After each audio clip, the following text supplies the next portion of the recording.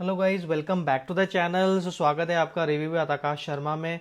और आज हम जो मूवी रिव्यू करने वाले हैं वो है सम्राट पृथ्वीराज। ये मूवी अभी रिसेंटली रिलीज हुई है और इसी के साथ हम यहाँ पे इसकी कास्ट, क्रू और इसका क्या प्लॉट था मूवी का और इसके क्या रिव्यूज़ हैं और किस तरह की मूवी है, आपको देखनी चाहिए कि नहीं चाहिए, और ये हिस्टोरिक जो प्लेस आपको अक्षय पर उसको डिफाइन कर रही कि नहीं कर रही, ये सब सारी बातें हम लोग इसके अंदर डिस्कस करते हैं। तो शुरू करते हैं। तो मूवी की कास्ट के बारे में अगर मैं बात करूँ तो मूवी में मेन रोल हमारे अक्षय कुमार जी ने निभाया है। वो यहाँ पे सम्राट पृथ्वीराज चौहान उन्होंने बने हैं। और इसी के साथ उनके भाई का रोल निभाया वरुण बुद्धा देव ने। यू कैन से कि पुराने ज़माने में जब उनका बचपन है तो एक तरह से पूरा उनको पृथ्वीराज चौहान को दिखाया उसके अंदर। सो एक तरह के सबकास्ट हो सकते हैं वो। और संजय दत्त है जो यहाँ पे काका कान्हा के रोल में है, उन्होंने ये वाला रोल किया है। और सोनू सूद है जो चंद बरदाई के रोल में यहाँ पे। और मानुषी चिल्लर है जो संयोगिता है, जिसने मेन संयोगिता का कैरेक्टर निभाया। और इसके साथ ही मोहम्मद गौरी का कैरेक्टर निभाया मानव विज ने। और आशुतोष राणा हमारे इस बार थोड़ा सा अनएक्सपेक्टेड कैरेक्टर में है, उन्होंने जयचंद्र का किरदार निभाया जो हिस्ट्री में पूरा फेमस है। और इसी की तरह यहाँ पे साक्षी तन्वर भी है जो जयचंद्र की वाइफ बनी हुई है। इसी तरह से काफ़ी सारे अलग कास्ट भी, ललित तिवारी है एज ए कन्नौज पुरोहित के रूप में। और अभी मूवी का अगर हम देखें तो मूवी एक हिस्टोरिक बेस्ड मूवी है। और ये हमारे सम्राट पृथ्वीराज चौहान पे पूरी बनी हुई है। और इसको जो डायरेक्ट किया है वो है चंद्रप्रकाश द्विवेदी जी ने। और इसको लिखा भी उन्हीं उन्हीं ने है। और ये एक तरह से पूरी उनके ऊपर ही बेस्ड बायोग्राफी है। मूवी शुरू होती है कि गजनी अफ़गानिस्तान में जो शासक है मोहम्मद गौरी, उसने एक तरह से सोच रखा है कि मुझे किसी न किसी तरीके से पृथ्वीराज चौहान पे फाइट करनी है। और कुछ तरह से मतलब कॉन्कर करना है दिल्ली को या पूरे हिंदुस्तान को, एक सपना लेके चल रहा है वो। इसी के साथ वो यहाँ पे मूवी का शुरू होती है। तो इसमें आपको पृथ्वीराज चौहान मिलेंगे जो अजमेर को रूल कर रहे हैं, जिसका किरदार अक्षय कुमार ने निभाया। और संयोगिता है जो कन्नौज में जो की प्रिंसेस है। और जिनके फादर जयचंद्र का जो रोल निभाया आशुतोष ने निभाया। यहाँ से मूवी शुरू होती है। मूवी के जो शुरुआत के सीन है उसके अंदर मेन हुसैन करके है जो ब्रदर है गौरी का, उसका कुछ एक वहाँ पे जो एक नाचने वाली होती है उसके साथ अफेयर हो जाता है और वो उसके साथ शादी करना चाहता है। वो जो कैरेक्टर निभाया चित्रलेखा से वो हुसैन शादी करना चाहता है। बट होता क्या है कि गौरी को बहुत बुरा लगता है कि मेरा भाई इस तरह से कैसे शादी कर रहा है। और उसको कहीं भी शरण नहीं मिलती और गौरी उसके पीछे पड़ जाता है अपने भाई के, मीर हुसैन के। पर जो पृथ्वीराज चौहान होते हैं वो मतलब बहुत इज्जत करते हैं ऐसे लोगों की। और इस तरह से वो उनको सपोर्ट करते हैं और अपने आप पे किंगडम में शरण देते हैं। पर वहीं से ही गौरी का ये रहता है कि उसको बहुत बुरा लग जाता है और वो अब डिसाइड कर चुका है कि मुझे अब अटैक करना ही है पृथ्वीराज चौहान पे। यहाँ से जो मूवी में शुरू होती है कि एक तरह से फाइटिंग का एक पूरा एक माहौल बन जाता है कि अब बस युद्ध होना ही है। और इसी के बीच में गौरी कुतुबुद्दीन ऐबक को भेजता है अजमेर पृथ्वीराज चौहान के बाद कि मुझे मीर हुसैन जो मेरा भाई है मुझे दे दो। और पर पृथ्वीराज चौहान उस की बात को मना कर देता है। बस आगे यही होता है कि पृथ्वीराज चौहान जी कहते हैं कि अगर आपको लगता है तो हम लोग वॉर कर सकते हैं। इसी की तरह से यहाँ से सबसे पहली बैटल जो है वो तराइन की शुरू होती है। और उनके साथ पृथ्वीराज के साथ जो उनके मेन थे वो है काका कान्हा चंद्र बिरदाई और बहुत सारे उनके जो सोल्जर्स हैं जो उनके लिए मर मिटने को तैयार है। वो गौरिया के आर्मी से लड़ते हैं और उनको डिफीट कर देते हैं। और यहीं पर ही जो मीर हुसैन होते हैं उसकी भी लड़ाई के दौरान मौत हो जाती है और he is also kill in the battle. After that यही है कि गौरी जो है वो उसको पृथ्वीराज चौहान कैप्चर कर लेते हैं। बट एज एन हिंदू और थोड़ा सा उनके अंदर एक अलग सा मतलब एक तरह से उनके अंदर मर्सी की भावना है कि नहीं भाई, इस तरह से मैं ज़्यादा दिन नहीं रखा उन्होंने उसको कैद में और छोड़ दिया गौरी को। बस वहाँ से गौरी के एक दिमाग में आ गया कि बस मुझे अब पृथ्वीराज चौहान के खिलाफ कॉन्स्पिरेसी करनी है, लड़ना है और इस तरह से उनको बंधक बनाना है। सो पृथ्वीराज चौहान की ज़िंदगी में एक अलग प्लॉट भी चल रहा है उनको। आज वो दिल्ली के एक अच्छे खासे रूरल बन चुके हैं। और इसी तरह से जो जयचंद है उसको, जो राजस्थान का है, उसको बहुत ज़्यादा एंगर है अंदर अंदर की पृथ्वीराज चौहान ऐसे कैसे कर रहे हैं, क्या कर रहे हैं, आगे कैसे बढ़ रहे हैं। सो वो इसी तरह से वो, उसको थोड़ा सा ये भी रहता है कि संयोगिता कहीं ना कहीं पृथ्वीराज चौहान को पसंद भी करती है। सो पर जयचंद कहता है कि भाई मुझे 50% ऑफ आपका जो भी दिल्ली का स्टेक दे दीजिए, कंट्रोल दे दीजिए पूरा। सो पृथ्वीराज को इस तरह का वो ऑफर देता है। और उसको समारोह में उसको, जब जो उसकी बेटी का वो पूरा एक तरह से स्वयंवर करने वाला होता है, जहाँ पे डिफरेंट सब तरह के राजा आ रहे हैं और स्वयंवर में, और वहाँ पे अपने अपनी जो भी प्रतिभा है उसको शो करते हैं। और जिसके भी गले में लड़की माला डालेगी तो उसके वो उसको चूज़ करते हैं। तो एज ए ब्राइड वो वहाँ पे चूज़ होता है। स्वयंवर आयोजित होता है, तो स्वयंवर में पृथ्वीराज को भी बुलाया जाता है, पर इस तरह से उनके ऊपर तो शर्त रख दी जाती है। और सेकेंडली ये है कि वो जयचंद्र को वो इतना बुरे लगते थे कि उन्होंने उसके एक पुतला बनाया और गेट पे रख दिया, जैसे दरबान होते हैं, या फिर मतलब जो मतलब बहुत ही निम्न दर्जे का उनको दिया। सो बट संयोगिता पूरे, जब स्वयंवर होता है तो सारे पूरे भवन में घूमती है, सारे राजाओं के पास से होते हुए, और जाके माला उनके गले में डाल देती, क्योंकि वो उनको बहुत पसंद करती थी।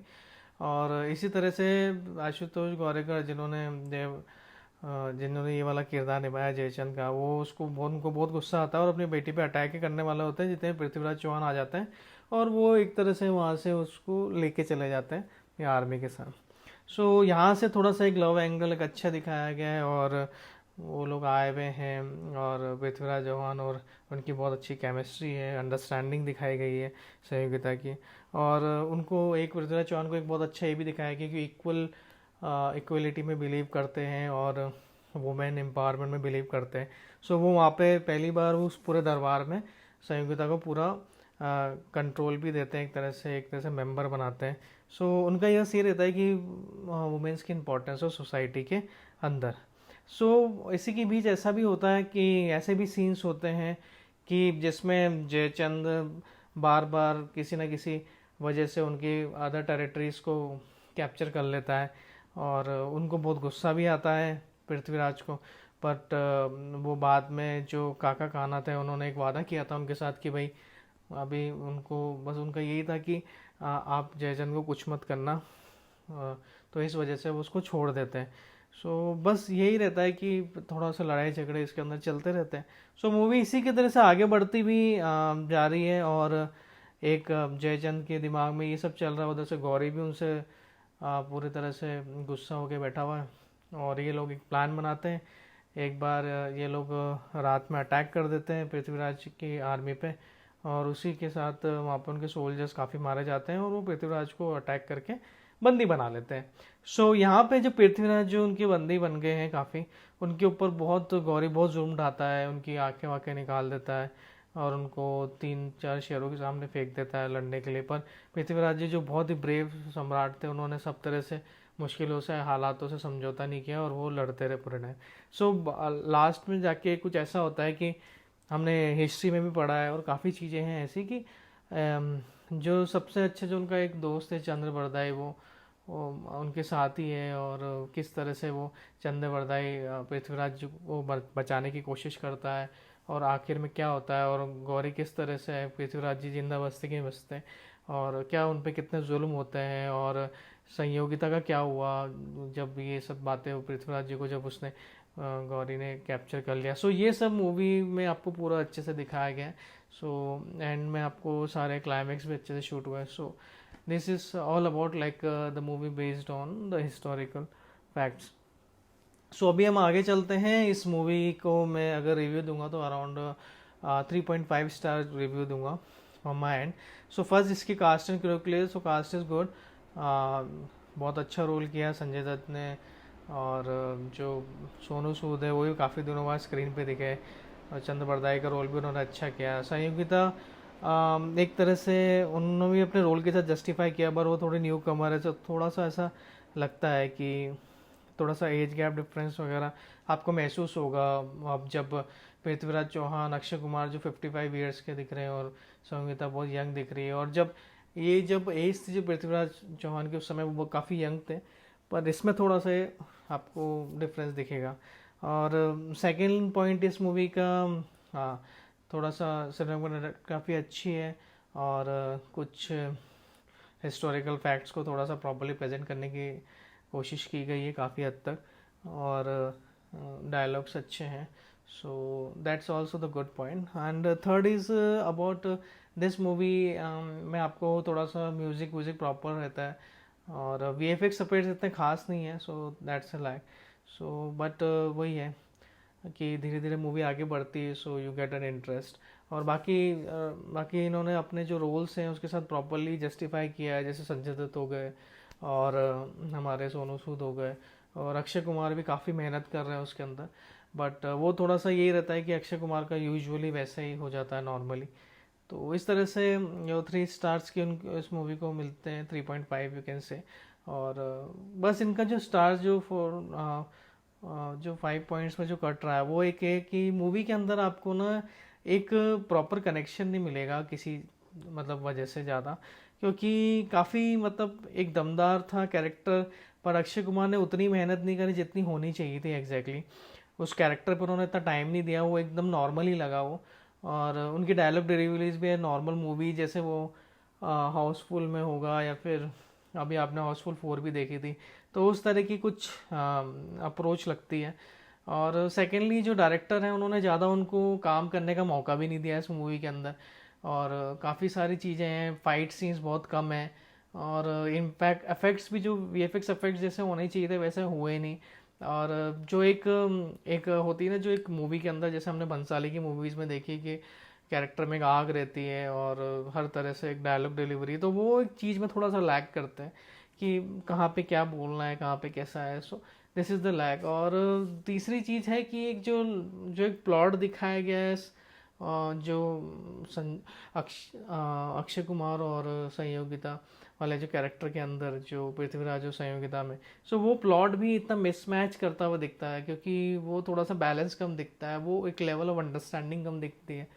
सो ये तरह की 3 चीज़ें लैग हैं। और बाकी अक्षय कुमार ने पूरी कोशिश करी मूवी को एंड तक भी, उन्होंने गूज बम्स देने की कोशिश करी है काफ़ी, और रियलिस्टिक अप्रोच देने की कोशिश करी है। बट वही है कि वो कितना भी हार्डशिप्स कर लें, पर वो कई बार वो चीज़ों में लैग करती दिखाई देती है मूवी। और जिस तरह की एक पीरियोडिक मूवी होनी चाहिए, जैसे हमने, अगर आपने देखा हो दूरदर्शन पे एक भारत एक खोज करके चला था, तो उसमें पृथ्वीराज चौहान का कैसा कैरेक्टर था, या फिर और भी जैसे कुछ टीवी सीरियल्स में देखा होगा, पर इसके अंदर आपको वैसा इतना इम्पैक्टफुल नहीं मिलता है।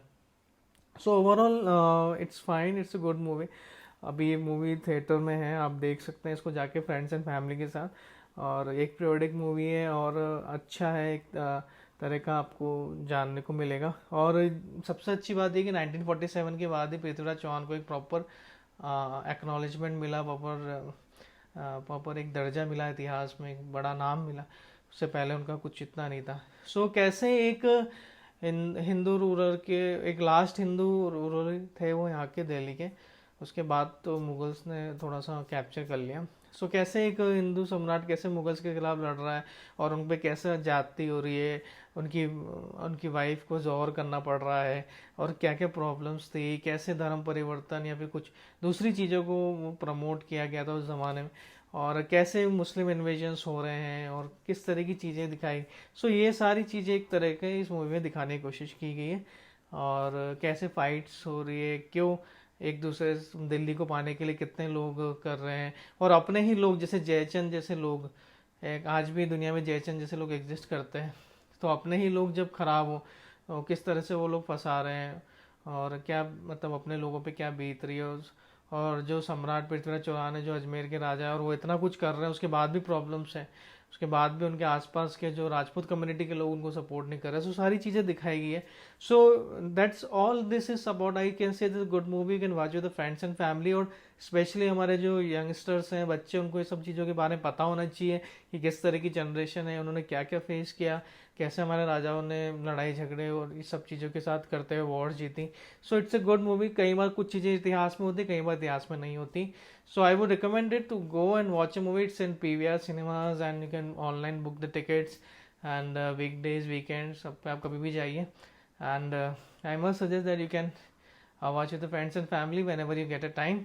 अभी OTT प्लेटफॉर्म पे तो शायद इसको टाइम लगे आने का, but it's a good one. And I hope आपको मेरे रिव्यूज़ पसंद आ रहे हो. तो please going to share and subscribe our channel. और अगर आप न्यू हो तो please press the bell icon and so that you can never miss on any updates. So thank you very much for watching our channel and you have a great day ahead.